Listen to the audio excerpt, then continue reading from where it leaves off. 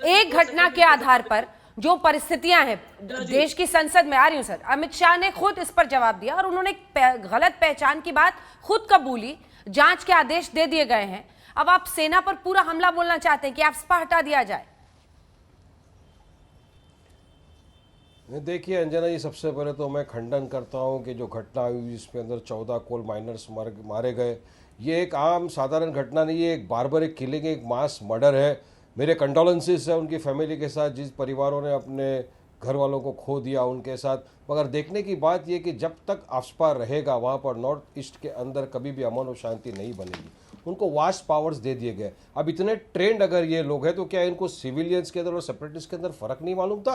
ये total intelligence failure तो है ही, मगर ये हमको लगता है कि दानिस्ता किया गया। अब क्या, अब किसके खिलाफ इंसाफ होगा? क्या अब इनके साथ में न्याय होगा? क्योंकि एफ्स्पा को स्पेशल पावर्स दिए गए। अभी तक एक भी ऑफिसर को ना इन्होंने अरेस्ट किया, ना किसी को सस्पेंड किया गया है। तो क्या ये गवर्नमेंट सैंक्शन देगी उनको प्रोसिक्यूट करने के लिए? अब तक तो कुछ नहीं दिया, क्योंकि आज तक यही देखा गया इतने बरसों से कि एफ्स्पा अपना पावर्स यूज करती है और इसी तरह लोगों को मारा जाता है। मगर ये जो घटना हुई है कल, तो बहुत ही शर्मनाक रही है, क्योंकि आप अगर खुद देखेंगे आज सबकी आवाज देश में थोड़ी है। एक सेकंड, हर किसी को दुख है, लेकिन इतना घी आप कहां से लाते हैं आग में डालने के लिए? क्या आप कह रहे हैं कि सेना ने जानबूझकर सिविलियंस पर ऐसे हमला किया? आग में नहीं, जानबूझ के हमले की मैं बात क्या कर रहा हूं। मैं तो बोल रहा हूं कि अगर ये एफ्स्पा को इतने स्पेशल पावर्स दिए हैं, इतना स्पेशल ट्रेंड लोग हैं, तो क्या उनको सिविलियन और सेपरेटिस्ट के अंदर फर्क नहीं मालूम पड़ता? इस तरह से आप मार दोगे किसी को तो क्या ये बारबरिक किलिंग नहीं है? अंजना जी, 14 कोल माइनर्स थे, उनकी जानें चले गई है। और सरकार क्या कर रही है? जीबी पंत साहब ने जब इसे लाया, पेश किया था बिल, तब से एफ्स्पा चल रहा है। नॉर्थ ईस्ट के अंदर आप देखिए 68 के करीब घटनाएं हो चुकी है इनके राज्य में। तो किसका फेलियर है? अमित शाह साहब को रिजाइन करना चाहिए इमीडिएटली। है failure of the home ministry है, पूरी गवर्नमेंट का फेलियर है, इंटेलिजेंस का फेलियर है। गौरव जी, छोटा सा जवाब फिर मैं कौशिक आपके पास आऊंगी। न्याय की गुहार कौन करेगा?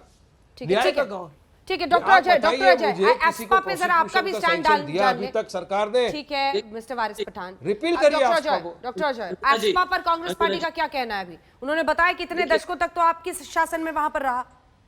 नहीं, पहली बात देखिए, एफ्स्पा जहां पर जो है देश की अखंडता प्रभुत्ता की बात होती है, तो वहां पर सीमा के और देश को सुरक्षित रखने के लिए जो आवश्यकता है उसको लागू करने की आवश्यकता है, वो अपनी जगह पर है। लेकिन गौरव भाटिया का तो इंटेलिजेंस और अमित शाह जी और मोदी जी का इंटेलिजेंस देख लीजिए।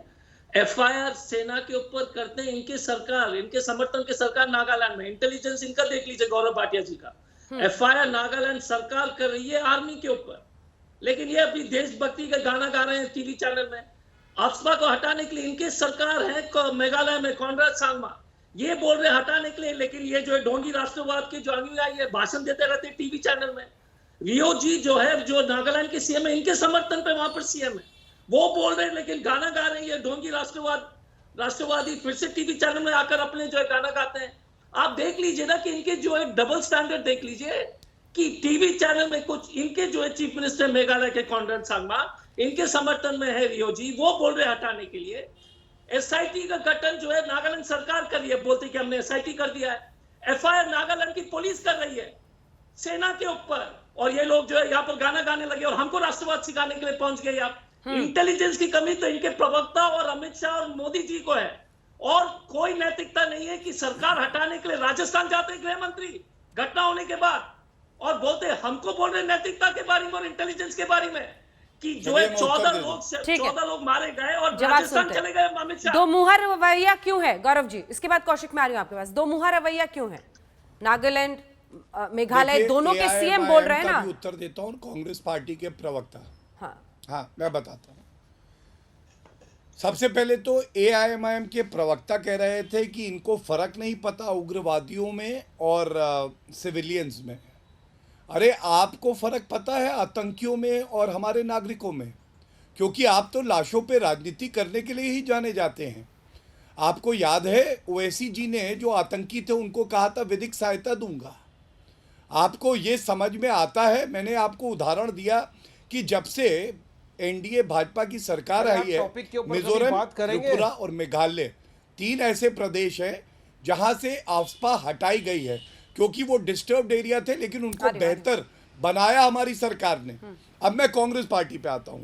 कांग्रेस पार्टी बता रही है कि थोड़ा नागालैंड के और मेघालय के सीएम भी कह रहे हैं एफ्स्पा हटाने को, उस पर भी 2 लाइन बोल दीजिएगा। मैं उस पे भी उत्तर दूंगा, बिल्कुल।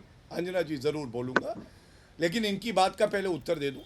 सबसे पहले इंटेलिजेंस फेलियर क्या होता है मैं आपको बताता हूँ Ajay ji.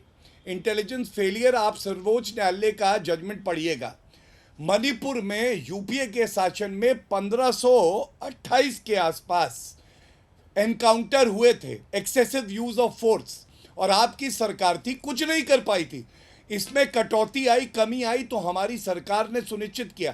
This is the supreme court judgment. And मुझे ये मालूम है कि राहुल गांधी तो देश के संविधान और कानून को नहीं मानते हैं, लेकिन आप एक बहुत ही वरिष्ठ पुलिस ऑफिसर रहे हैं, आप जरूर मानेंगे। ये जो एफआईआर होती है ना, ये कानूनी प्रक्रिया है जॉय जी, और इसका भी जजमेंट है। अगर कोई एक्सेसिव फोर्स यूज हुई है और ऐसा कोई आरोप लगाता है परिजन जिसने अपना कोई खोया हो, तो एक एफआईआर होना एक स्वाभाविक प्रक्रिया है। क्या आज आप चैनल पे ये कह रहे हैं कि एफआईआर नहीं होनी चाहिए, जांच नहीं होनी चाहिए? लेकिन हम सवाल ये उठा रहे हैं कि कांग्रेस पार्टी, एसपी और एआईएमआईएम और डीएमके और बीएसपी ये वॉकआउट क्यों करती हैं संसद से, जब आपकी मांग के अनुसार गृह मंत्री संसद के पटल पर उत्तर देते हैं?